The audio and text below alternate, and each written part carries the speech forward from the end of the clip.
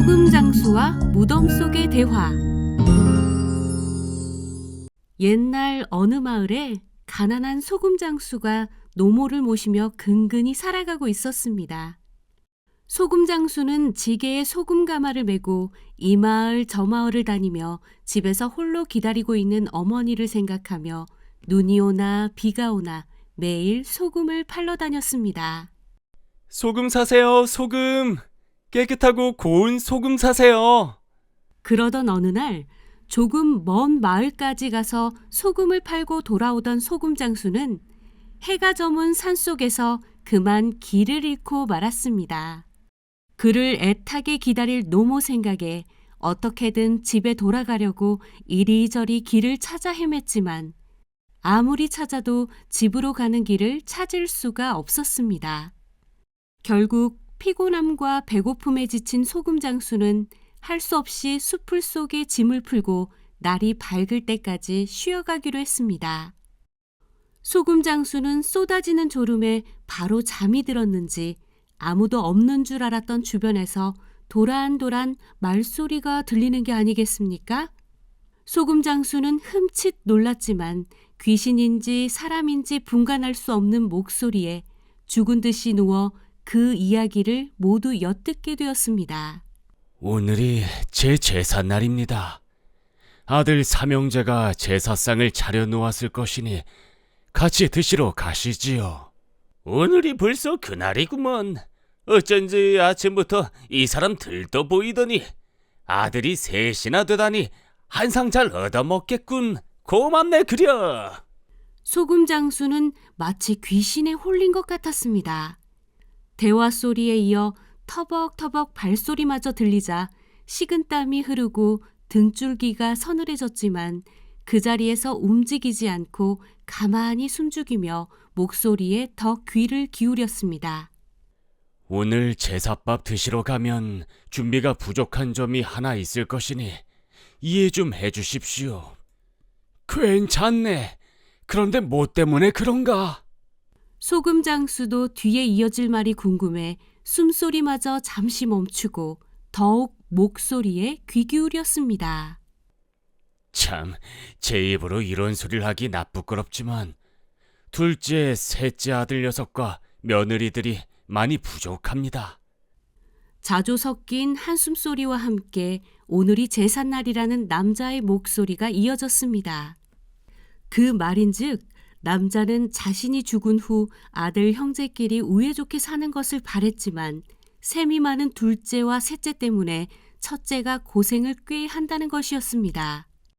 큰아들은 동생들이 어렵다고 하소연하면 농사지은 것들을 아낌없이 주느라 살림이 어려운데 동생들은 형의 살림을 야금야금 뺏어가 형편은 넉넉하지만 나눌 줄 모르는 구두쇠라는 겁니다.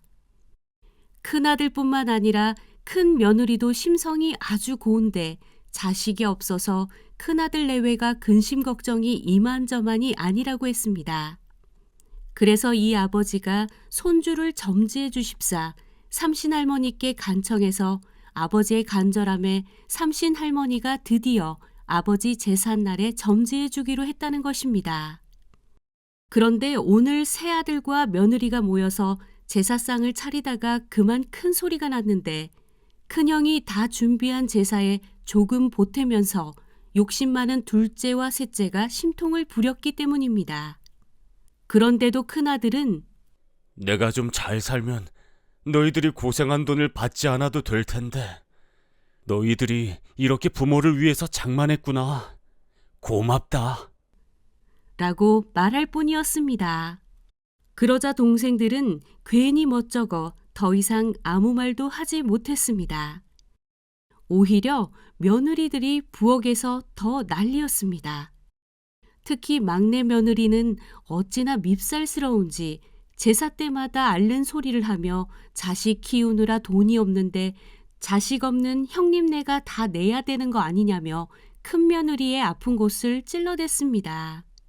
그걸 지켜보던 시아버지는 제가 막내 며느리가 너무 얄미워서 국 끓이는 아궁이에 그냥 슬쩍 밀어 넣었지요.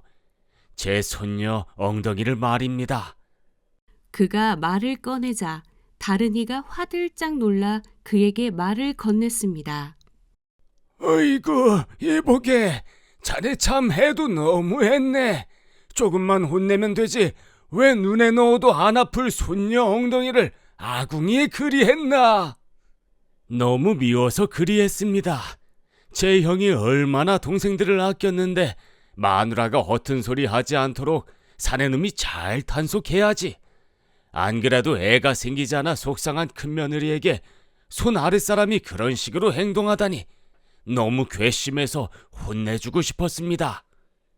소금 장수가 숨죽여 듣는 것을 아는지 모르는지 아들이 꼴보기 싫어 손녀의 엉덩이를 아궁이에 넣었다고 이실직고 하는 그의 말에 다른 이들의 목소리가 웅성웅성 더욱 커졌습니다. 그나저나 오늘 한 가지 부탁이 있습니다. 자식들이 내일 산소에 인사하러 올 텐데 산소 앞에서 큰며느리가 잔을 올릴 때 술잔에다가 삼신 할머니가 주신 이 귀한 구슬을 넣어줄 수 있겠습니까? 우리 큰며느리가 워낙 부모에게 지극하기 때문에 술잔에 먼지라도 들었나 싶어 자세히 살펴볼 것이 분명한데 그때 술잔 속 구슬이 며느리 입에 쏙 들어가게끔 부탁합니다. 이보게, 그건 내가 도와주겠지만 손녀 엉덩이는 아무리 생각해도 자네가 너무했네. 그 어린애가 뭔 잘못이 있다고. 그건 어찌하겠나? 제가 오죽했으면 그랬겠습니까? 제 자식 아파봐야 남의 고통도 알지 않겠나 하는 마음에 그랬습니다. 그나저나 둘째도 돈 때문에 형을 들들 볶고 형수에게 나이 못나 대가 끊기게 생겼다고 막 삿대질 하길래 혼 좀 내주었습니다. 그건 또 어떻게? 놀란 다른이의 질문에 남자는 둘째 아들 팔을 부러뜨렸다고 말했습니다. 아니, 이 사람이 그래봤자 자네 손만 아프지 않겠나? 이렇게라도 해서 아들들을 알아듣게 야단치려 하는 제 마음도 이해해 주시지요. 자식들이 가진 건 없더라도 그저 행실이 바른 사람으로 자라기를 바랐는데 나도 이렇게 될 줄은 몰랐습니다. 하여튼 이제 제사밥 드시러 가시지요. 수풀에서 들리던 목소리가 잦아들고 발소리도 점차 사라졌습니다. 소금 장수는 몸을 일으켜 주변을 자세히 둘러보았습니다. 그랬더니 역시나 수풀 뒤쪽에 묘지들이 여러 개 있는 게 아니겠습니까? 소금 장수는 정신을 차리려 애썼습니다. 호랑이에게 물려가도 정신만 차리면 산다던데 귀신에게 홀려도 정신만 차리면 돼. 어서 어머니께 돌아가자. 마음을 굳게 먹고 자리에서 일어나려 할 때 갑자기 또다시 말소리가 들려오기 시작했습니다. 아니, 내 그렇게 지독한 사람들은 처음 보았네. 큰며느리는 참 착하고 음식 솜씨도 훌륭하던데. 그러게, 둘째 아들 내외도 그렇고 막내 아들, 특히 그 막내 며느리는 참 아주 독하기가 그지없더군. 자네가 왜 그랬는지 이해가 가. 그럼 다들 내일 보세. 한 남자의 호탕한 목소리를 끝으로 귀신들이 제자리를 찾아갔는지 주위가 조용해졌습니다. 소금 장수는 서둘러 그 자리를 떠났습니다. 그리고 집으로 향하는 대신에 방향을 바꿔 지나온 마을이 있는 쪽으로 향했습니다. 큰아들의 집이 가까이 있을 것이란 생각에 그 집을 찾아 골짜기를 따라 내려갔습니다. 마을에 다다르자 예상대로 그 깊은 밤 불빛이 보이는 한 허름한 기와집 대문 사이로 제사상을 정리하는 삼형제와 며느리들의 모습이 보였습니다. 실례합니다. 주인 계십니까? 소금 장수가 문을 두들기자 삼형제 중 제일 나이가 들어 보이는 한 남자가 나와서 문을 열어주었습니다. 소금 장수는 산속에서 길을 잃고 헤매다 불이 켜져 있어서 들어왔다고 했습니다. 남자는 이 늦은 밤까지 고생했겠다며 마침 조금 전 제사가 끝났으니 제삿밥이라도 먹고 쉬어가라며 집안으로 안내했습니다.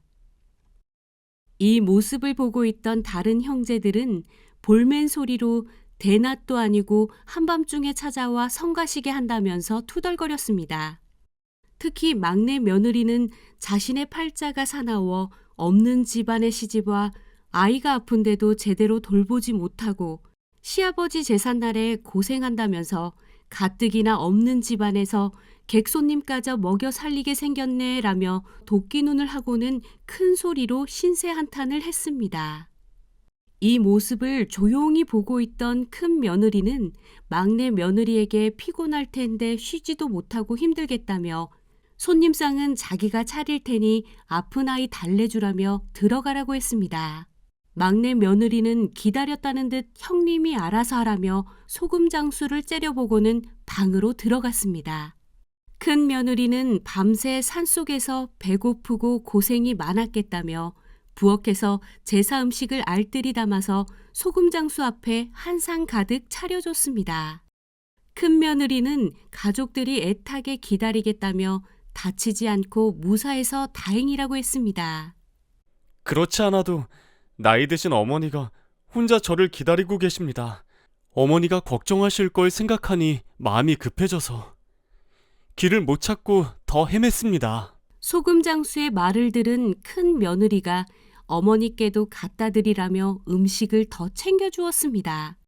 그런데 집안을 가만히 살펴보니 아들로 보이는 남자는 팔을 꽁꽁 싸매었고 어린 여자아이 하나는 엉덩이가 아프다면서 엉엉 울고 있었습니다. 소금 장수는 산속에서 들은 고인들의 말들이 사실이었다는 것을 알게 되었습니다. 소금 장수는 분명 자신에게 귀신들의 목소리가 들린 이유가 있을 것 같았습니다. 이대로 그냥 모른 척해서는 안 되겠다고 생각한 그는 삼형제와 며느리들에게 자신이 들었던 이야기를 모두 털어놓았습니다. 그러고는 둘째, 셋째에게는 내일 아버지 산소에 인사드릴 때 넙죽 엎드려 그동안 잘못한 것을 뉘우치고 다신 안 그러겠노라고 다짐하라 했습니다. 하지만 큰아들과 큰며느리 빼고는 모두 시큰둥했습니다. 다음 날 아침 큰며느리는 시아버지 묘에 인사하러 갈 때 소금장수도 함께 가자고 부탁했습니다. 소금장수는 큰며느리의 부탁에 먼저 서둘러 올라와 숲을 옆에 자리를 잡고 귀를 기울였습니다. 그러자 다시 목소리가 들리기 시작했습니다. 우리 큰아들 내외가 저기 올라오고 있으니 큰며느리가 아들을 얻을 수 있게 꼭 좀 부탁합니다. 그럼 내가 봐도 너무나 착하니까 꼭 그렇게 해줌세.